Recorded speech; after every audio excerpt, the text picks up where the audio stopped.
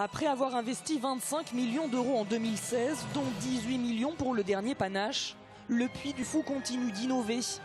Cette année, 30 millions ont été investis pour la construction de cette citadelle, un nouvel hôtel, le 5e du parc, mais aussi pour la cinécénie ou encore pour de petits spectacles, comme celui-ci, le Grand Carillon.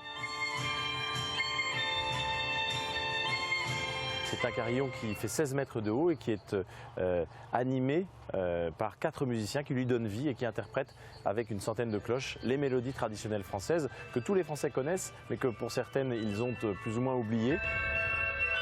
Un spectacle qui sera joué jusqu'à 8 fois par jour. Dans le bourg 1900, voici l'autre nouveauté, le ballet des sapeurs. Un spectacle entièrement joué par des enfants.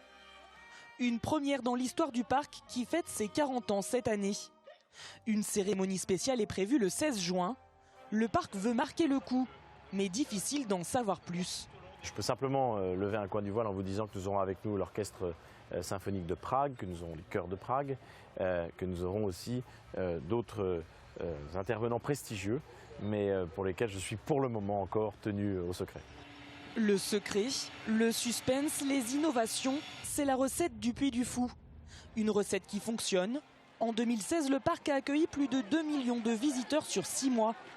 Avec une fréquentation toujours en hausse, le parc pourrait bien un jour étendre la saison. Il est possible qu'un jour, cette saison s'allonge progressivement pour, pourquoi pas, couvrir des périodes comme la Toussaint ou les week-ends, comme vous l'avez dit, de l'automne, qui en France est maintenant un peu un été indien. Donc tout est possible. En tout cas, ça n'est pas pour l'instant à l'ordre du jour en 2017.